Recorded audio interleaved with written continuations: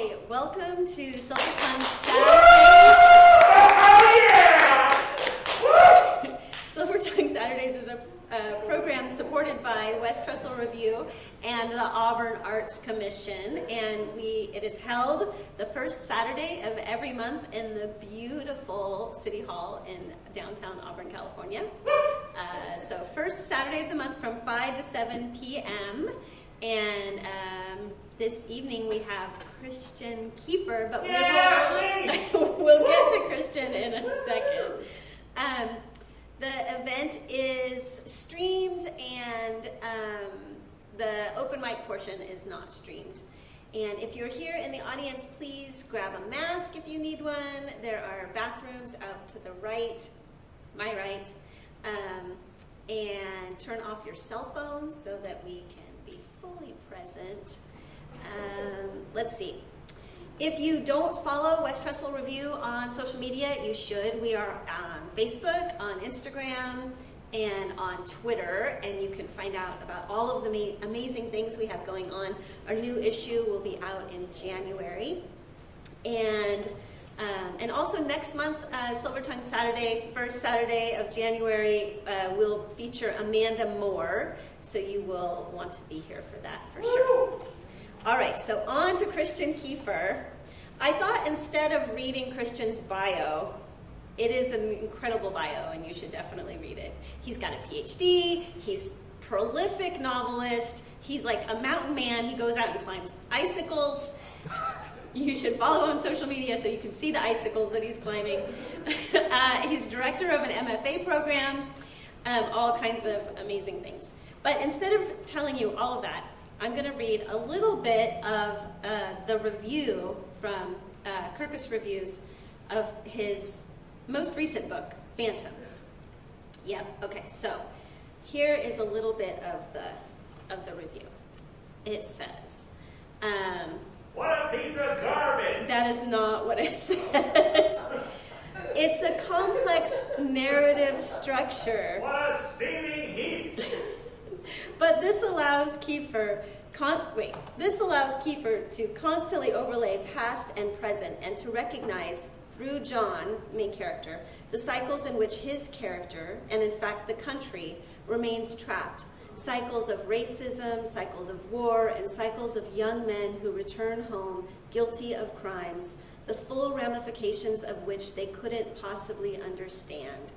Yet, for all this, the novel, certainly anti-war, certainly condemning our country's dark past, is full of quavering beauty, unbreakable love, and fragile, relentless hope. Sweet life, Kiefer, as John, writes to end these interlocking, deeply tragic stories. Have you not been with me all the while? In the hands of a writer as skilled and gifted as Kiefer, the answer can only be yes. For sweet life spills from every perfect word. It will break your heart, and in the breaking, fill you with bittersweet but luminous joy. Please help me welcome Christian Kiefer.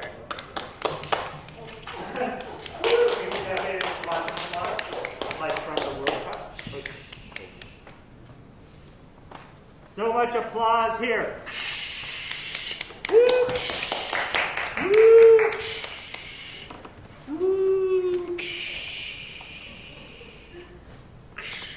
That's the sound of the applause for you four viewers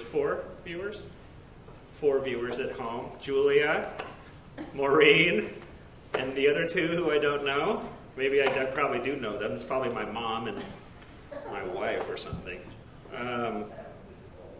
Yeah, it's weird to hear that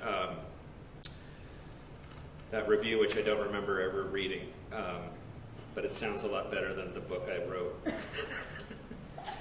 I've got a new book coming out next year, so I've been working on that, and I thought I would read from that, and then I thought that since this is Auburn, I should read from this.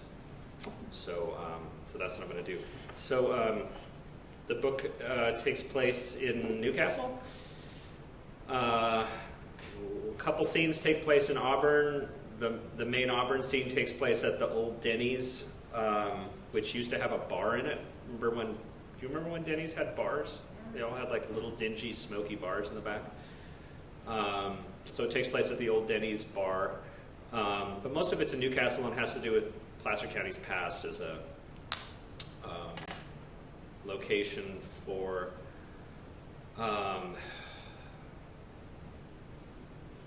racial crimes.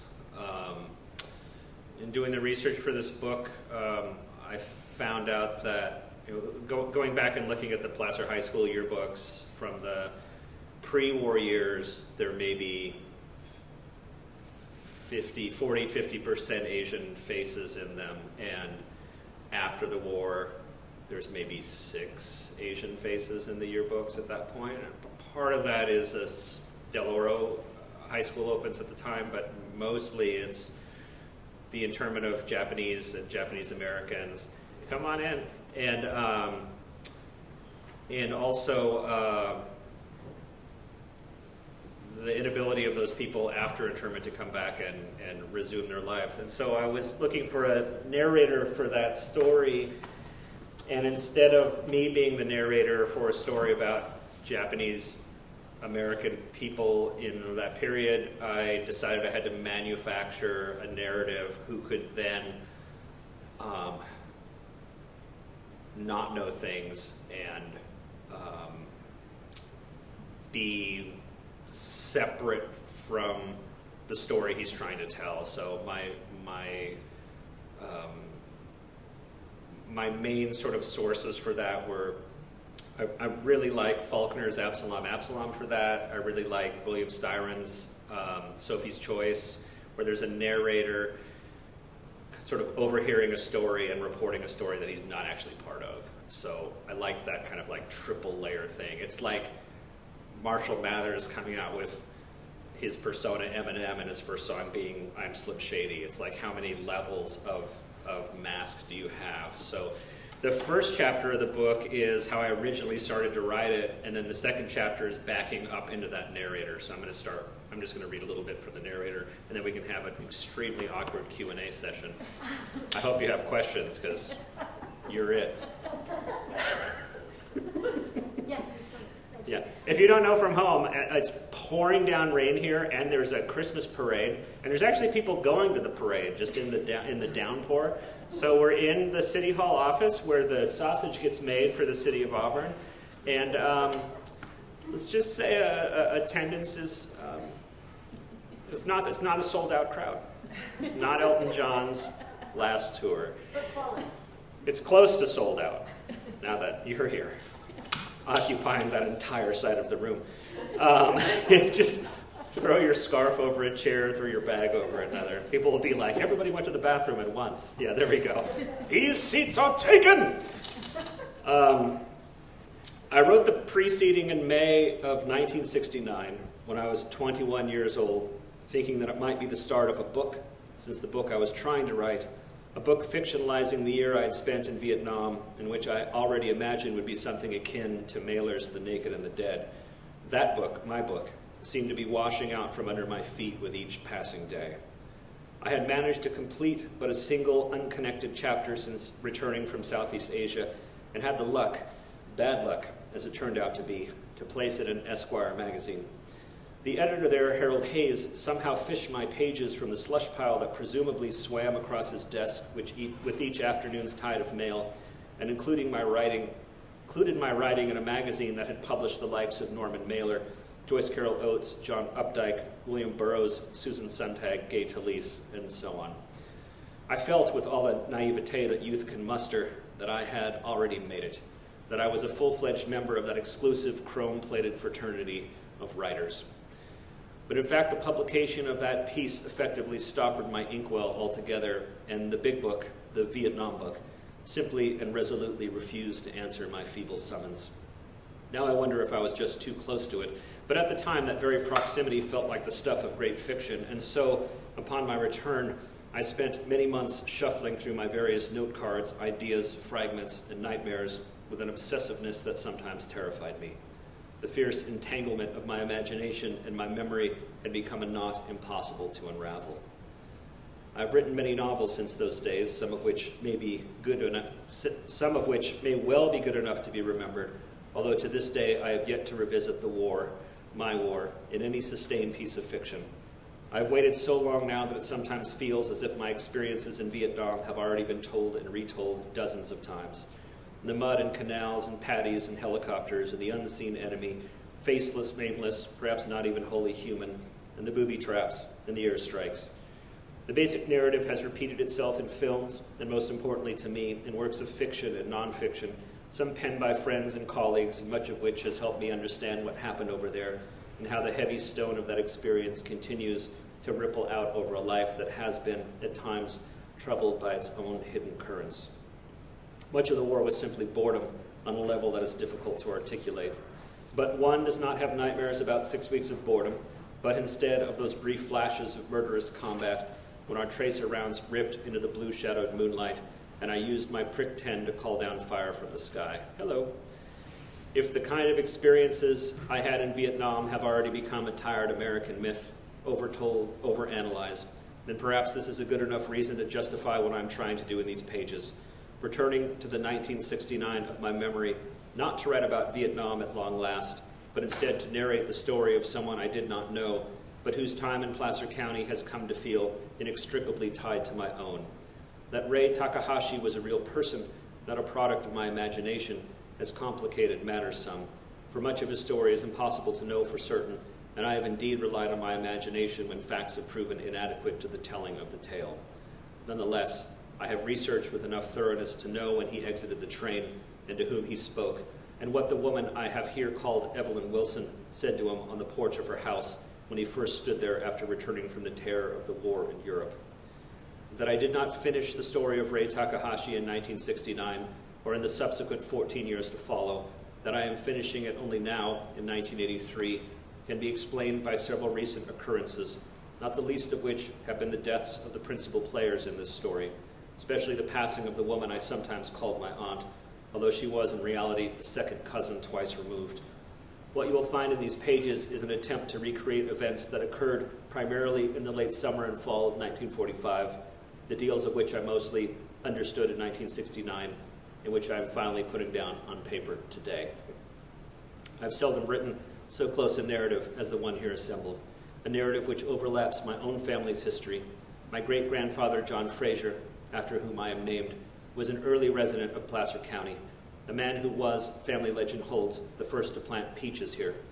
Since then, my family has scattered across the state, putting down roots in Southern California and the Bay Area, and some, like my parents, remaining in Placer County, although not in agriculture, my mother teaching at the old grammar school in Auburn until she had her 3 children, and my father, a dreamer with a head filled with plans and schemes that never came to fruition, sporadically producing amounts of cash at unpredictable intervals, mostly via the repair of household appliances. My parents moved us all to Southern California in the early 1960s, my mother for a new teaching position, and my father for a job in an assembly plant, and so by the time I was a teenager, it felt like home. Nonetheless, the old memories of my early childhood in Placer County, amidst the scattered dry oak forests of Auburn and Newcastle, sometimes called to me with a strange and persistent song positively luminous with nostalgia. Golden hills and ghost pines and cold, clear creek water on hot summer days. The place felt to my memory too perfect somehow, too vigorous in its beauty and innocence. And so when I returned to Alhambra after the war to discover that I simply could not re-enter the old routines, nor offer myself up to the judgment of my parents, both hawks who could not, despite their care for me, separate their politics from the grim reality that sat before them at the kitchen table, I began once again to ponder my quiet childhood memories of Placer County. It was but a day's bus ride up the interstate from my then Southern California locale.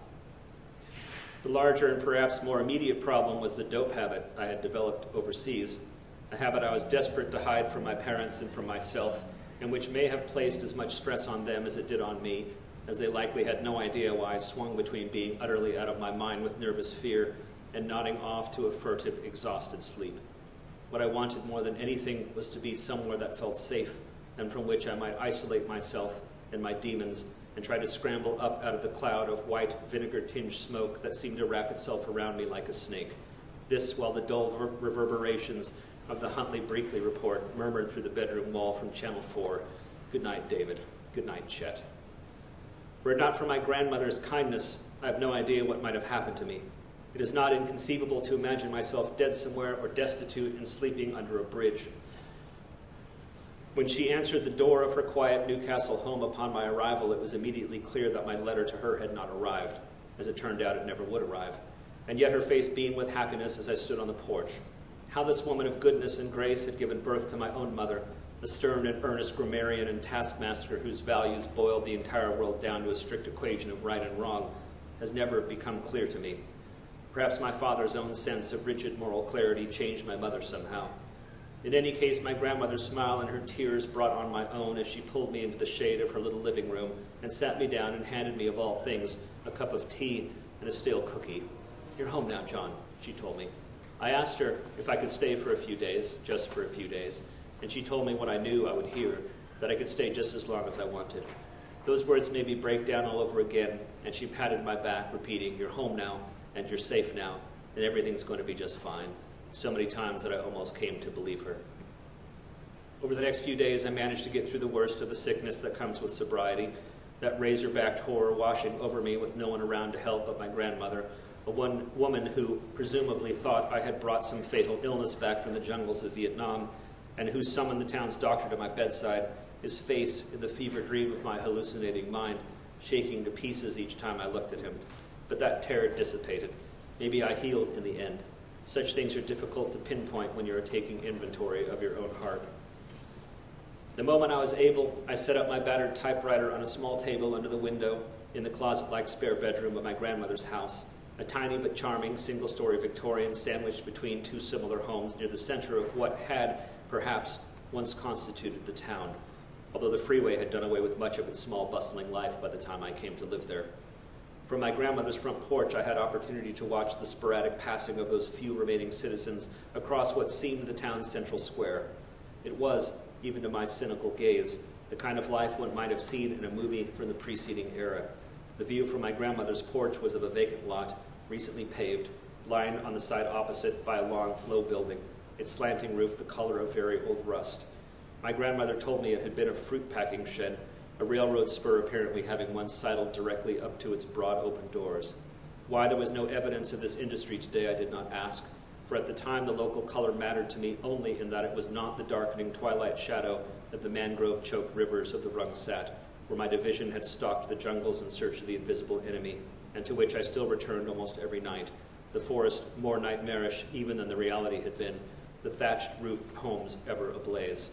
It is not an exaggeration to suggest that America had become, to me, and maybe to every soldier returning to its soil from Southeast Asia, an alien place, as if the men and women I saw from my grandmother's porch were simply acting out a role given them by someone else, sent to wander in limitless and ignorant bliss in the clean white avenues of a clean white America.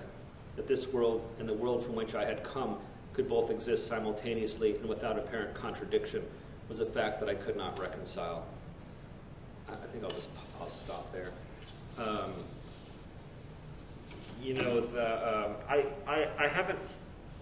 I can either see the book or I can see you. Hello. Hello.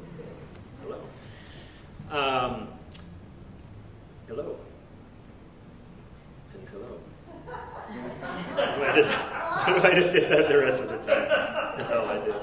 This is this whole podium is live, so I have to be very careful with it. I did almost no events for Phantoms because it's largely about white America's understanding and treatment of Asia and Asian Americans as other than. So I felt very strongly that I couldn't help but write the book because I only have one idea at a time, and I had to write the book because that was the idea that I had. And once that was done, I could move away from it, but I also felt very strongly like we don't need more white people talking for people of color in this country, ever. I haven't read much from it, so it's actually a little weird to read from it here now. Early on in the process of working on this book, I went to the Placer or the Auburn Archives, or Placer County Archives, or whatever they're called over there in DeWitt.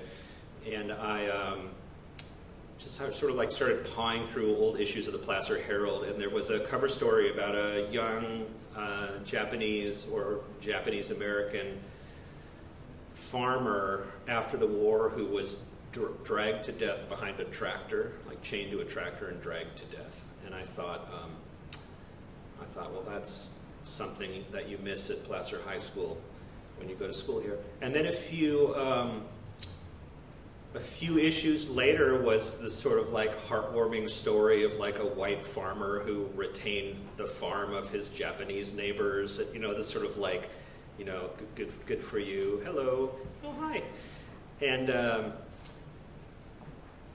I thought, well, they're the two poles of the story, you know. And it wasn't like the poles were white people being kind, white people being evil, but it was like white people being evil and white people creating stories to make themselves feel better about what they've done. And so that sort of became the poles. I talked to T.C. Boyle about it, who was my undergraduate writing professor, and who I've known now for, you know, a quarter century.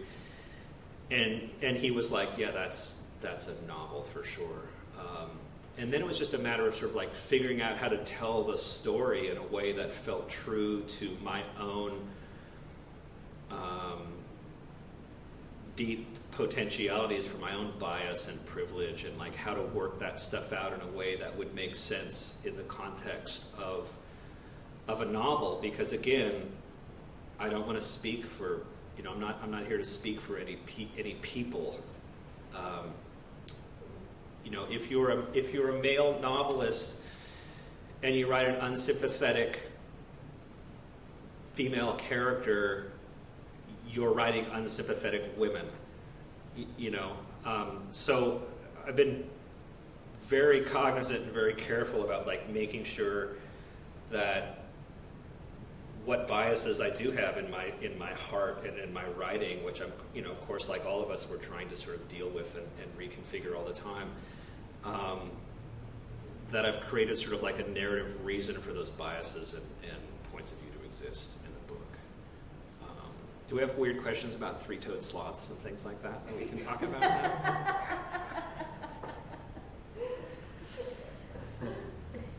I said hello to you on the camera earlier, Maureen.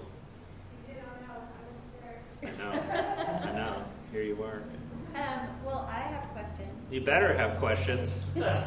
So, did you plot the book or did you pants it? Did I plot or Pants it. pants it? Yeah. Pants it. What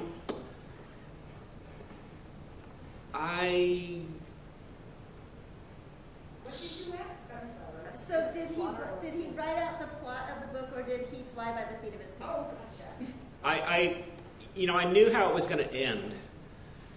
I wasn't totally sure how I was going to get there. But this time I had to sort of trust the narrative voice and pants it, as you said. But the version I turned into my editor was like 30,000 words too long.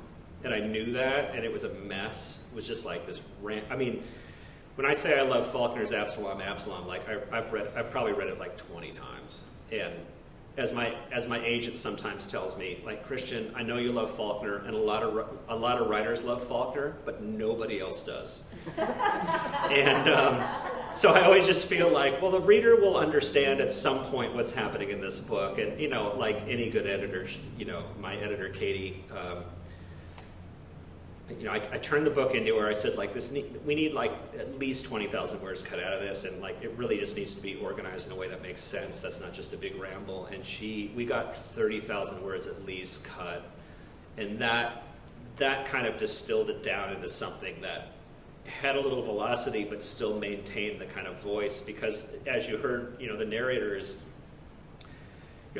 like somebody like Richard Ford. Like, he's written many novels, he's sort of well known, and he's sort of like going back to his past. Or somebody like Tobias Wolff, who read the Vietnam parts of this manuscript for me and sort of gave me some feedback on it. he's going back to his past and trying to kind of excavate this story, which is on the one hand about the treatment of Asians and people of Asian descent and people who were Asian in Placer County, but also trying to reconcile what then was Korea and then Vietnam, and then now we've sort of moved that bias, I think, from the Far East to the Middle East in a lot of ways. Although, every time I think we're sort of like over our, white America's over its, to me, very strange othering of Asia. Something happens in the media and we have like Asian hate crimes and stuff all over again. But we operate as a culture, I think, very much. This is going to go over so great at the Rotary. We operate as a culture. I'm doing a thing at the Rotary like in 3 days or something, and I'm just like, they're probably gonna kill me actually. But we have found it. This country really has a deep-seated feeling of self that manifests itself, at least to me, as this very kind of like white, kind of monolithic, heterosexual Christian kind of dogmatic thing, and how that manifests itself sort of like throughout history is this notion that we're the only country in history to sort of drop an atomic bomb on civilian populations, and they were Asian populations. And there's a lot of arguments like, well, we were talking about doing that to Nazi Germany, and I'm like, yeah, but we didn't do that to Nazi Germany. We did that to Japan. Because I think it's very easy for us culturally to sort of other Asian peoples and Asian cultures, and I think we do that with the Middle East now, the Near East. And sort of like dealing with that culturally and in terms of a narrative is something like I both did and totally did not want to do in this book. So it became kind of like a what would Richard Ford do or what would Tobias Wolff do with this story if he was like somebody like me who has one story at a time. I've got one novel idea at a time and I'm stuck with it. Damn it. Maureen, ask me a question. If you have them, I'm always interested when you're talking about anthems. When you talk about Zyzzyva, something that's on this. I can't hear you at all. Well, I'm always interested in when you're talking about anthems about Steinbeck's influence on us. Steinbeck. Steinbeck's influence on you. Yeah, East of Eden is the influence for sure. I mean, I think that's like, not only do I think that's his best book, but I think it's like one of the great novels of all time. Even though it's often like really on the nose, like the villain is really, really villainous, like everybody in Steinbeck is always like kind of an extreme version of themselves. I don't care.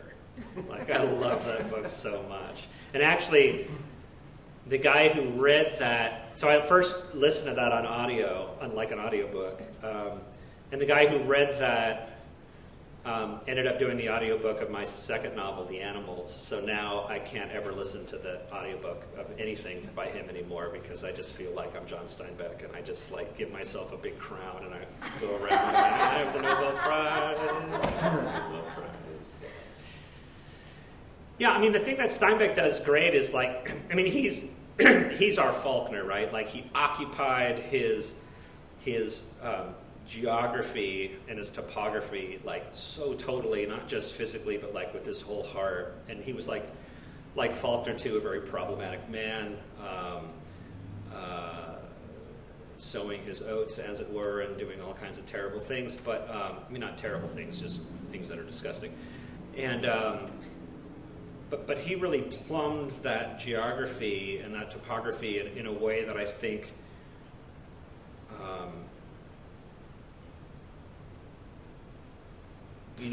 Had he not gotten famous, and had Faulkner not gotten famous, they both would have been regional writers, right? Or it's like Stephen King in Maine. He just like kept hammering that spot until like, and it kept building and building and building and building. And I think, it was fairly difficult for me with this book because I really like to live in my imagination, and although the locations that I write about are most often quasi-real, this was not only was this the first book with like an actual zip code, but like this is where I grew up. These are my people, not just the white people either. These are my people all the way through, and so like dealing with this this topography in a way that was not fully conducive to my imagination. I couldn't just, I felt like, had there not been a Denny's for these guys to have like a meeting at and hang out at and drink a beer at, I didn't feel like I could invent a Denny's for Auburn. There had to be a Denny's there at that time. I had to go back and make sure it was actually there in 1969. I knew it was there, from when I was a little kid, I knew it was there, in 76 or maybe 75, 76 or something as a little kid, But that stuff, those are inalienable facts of a place that I care deeply about. I care too much about it to invent things. It's got to be real. And actually, the books, the dedication of the book is just a long list of the names of the Japanese families that were interred out of Newcastle, not out of Auburn, but out of Newcastle. All of whom lined up right in front of the home of John's grandmother that I just read about, and that's where the buses came and picked them up. They went through Auburn, they came up to Newcastle, they went on to the Penryn Fruit Sheds in Roseville, and they went to Tule Lake. After which they got moved to, of all places, Jerome, Arkansas, which is an odd place, but Tule Lake became a camp devoted to troublemakers. So they moved the non-troublemakers to a different camp, and they made it sort of like a more high security internment camp, Tule Lake, which is still there. You can go up. I went up there and cried, as you do. And then you go down to Manzanar and you cry more, and then you just spend a lot of time crying if you're writing books. That's really all you do. Kind of out of time, or should we keep going? I can stand up here forever. I have a online question from Julia, and it's a craft question. Oh, Julia, stop. Julia's like one of the best novelists I know. She's going to ask a craft question. Your sentences are luscious. How long does it take you to write a sentence?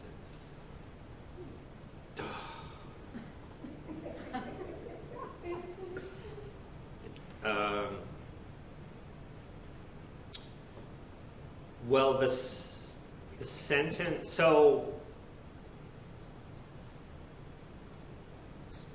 there's two things I think of in response to that question, Julia. The first is, I think every book, at least every book that I work on, has its own set of vocabulary. I'm very interested in work and what people do for a living and how what they do for a living informs the language that they use. Like Tim and I would easily talk about pedagogy, like a normal person would never use the word pedagogy, ever. But for us, it's like every single day is pedagogy. Probably not, but that's right? Yeah, probably not. Yeah, but fundamentally, there's I always have a bucket of linguistic elements that kind of filter in and inform what I'm working on. So my first book was about a depressed astronaut. The depression language I know. The astronaut language I had to learn. And it was really a sharp learning curve. My second book, The Animals, had a lot to do with ecology. So there was a lot of biology, ecology, forestry information in there. So that's part of it. I don't know what there's a lot of Japanese in the book. There's a lot of Vietnam in the book. There's a lot of Vietnamese in the book. There's a lot of sort of I don't know anything about war. I've never been in a war. I've never been in the service. So there was a lot of trying to understand. I mean, there's a moment in the thing that I read where he says he uses his prick 10 to call fire down from the sky, that he's the radio man. And the prick 10, the prick is the antenna, so he's the guy with the backpack with the antenna. So, I mean, he's responsible for calling in airstrikes, like that's his gig. And he does it very willingly, because when the airstrike comes, like, they live. If the airstrike doesn't come, maybe they don't. So they just blow up whole villages and shit all the time. Sorry. That's one. Two is the kind of like what I think of is like the length of breath. How long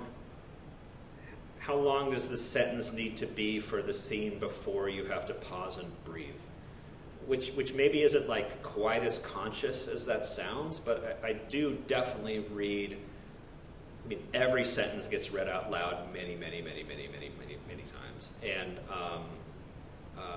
Tim and Trish and maybe others here are poets, and so like that kind of scansion thing that your mind does, where you're like looking at the rhythms and the stresses and stuff, like that's something I very consciously do with the sentences, to try to make sure like the rhythm matches something that's a little less tangible, a little harder to quantify or qualify.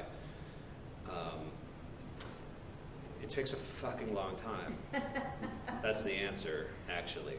Because I do really care about the sentence and what it does. And in fact, I also like, you may have heard it in there, but I do like a particularly ornate style of sentence that comes from like mid-19th century American and British writing, and then comes through Faulkner. He's like the last guy who did it, I think. But I'm like way less interested in the sort of like Hemingway's, although I love Tobias Wolff, who comes right from Hemingway, But I do like that sort of ornateness of style and that kind of like excessive recursiveness that you get from like someone like Henry James, who like starts a sentence and then backs up and then goes again and then backs up before and then goes again and backs up. And it's only like he's only describing like somebody's knocking on the door. There was a knock. Well, I mean, the knock came first, but before that I had some orange juice. But after that, anyway, then the knock came, and I got up, but before that I did this other thing, and then, like eventually you're like, what the hell's going on? Like, answer the door, dude! But I do really love that, because it forces the reader to sort of like go on a kind of a mental journey. That's not for everyone. But for me, it's like, I want the rhythm of the sentence to take me somewhere. And I don't mean that in terms of the plot. I mean that like in terms of my heart. I want it to take me somewhere. Yeah. Who's reading? It's an open mic. Maureen, you're reading. Yes. Who else is reading? No? Tim's reading. Are you reading? Can you? I'm sorry? Can you read? Do you know how to read? I do. Do you have something on your phone that you can read? Yeah, he's going to read. You going to read? You're not going to read? You're going to read? She's going to read. So You're going to read. Before we move on to the open mic, can you read a little from your new novel? Because I know people got here a little late. They didn't get to hear a whole lot. From this? From the new one? The one I'm working on? Yeah. The one I'm working on. Didn't you say you were going to read some from the one you were working on? Well, yeah, but I have to do that on my phone, which I always think is weird. We won't tell anyone. It is weird, but we'll allow it. I kind of hate it when people read on their phones, don't you? I get particularly perturbed, but that's just my... Yeah. Blame her. Blame her. Really? Okay.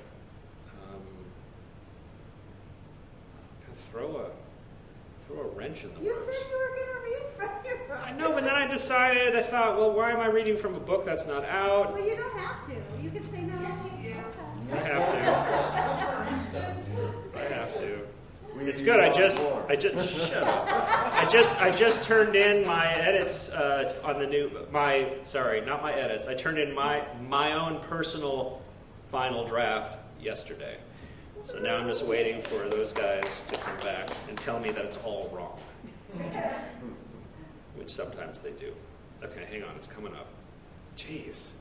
So the book I got coming out next year comes out from Melville House, a little wonderful small publisher in New York. It takes place in Ohio. I run a Master of Fine Arts program in Ohio, which is weird because I live here.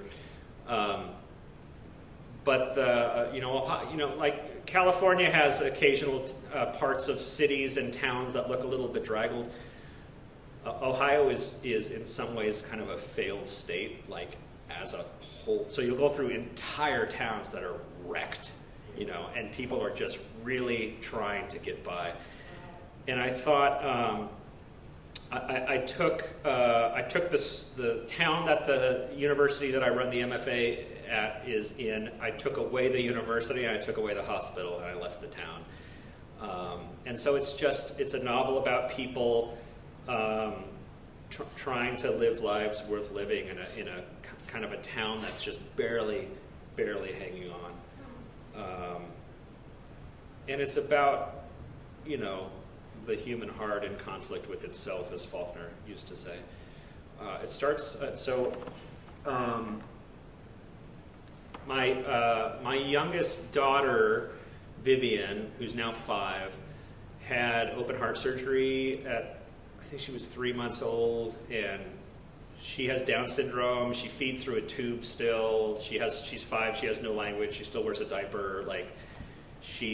There were months where we thought she was probably going to die, at any moment. 24 hours. So 24 hours a day, one of us was awake all the time.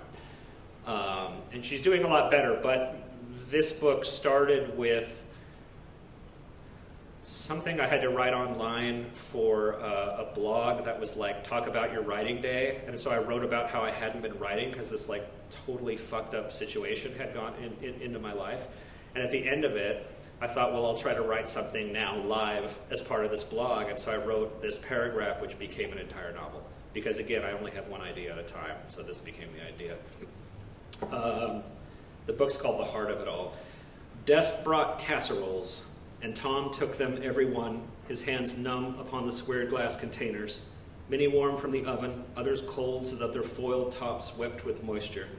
There was nothing to be done but stand and nod and thank people for coming and answer questions about Sarah.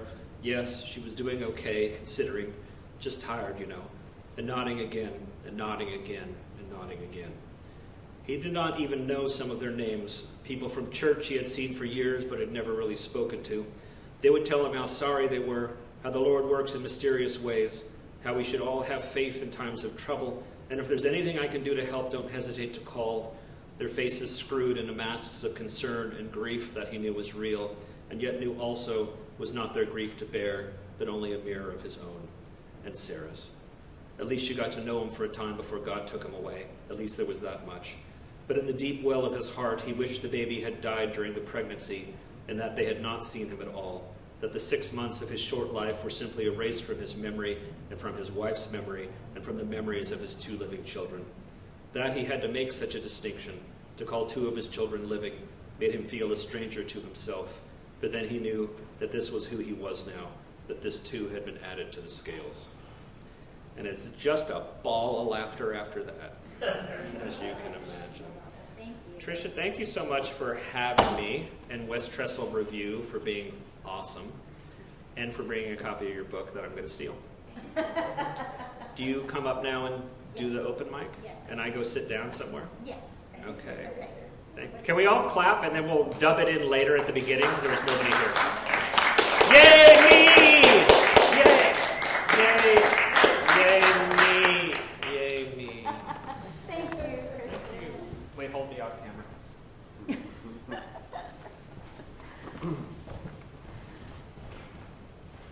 Thank you so much, Christian. That was fantastic. Before you go out there in the virtual land, I want to remind everyone to check out West Trestle Review if you haven't. It's just westtresselreview.com, and follow us on social media, all the places, and come back here in person in January. First Saturday of January will be Amanda Moore, fantastic poet, at 5 p.m. And I think that's everything I have to say to you out there. So, see you next time. Thanks for joining us. Oh yeah, because now we're offline.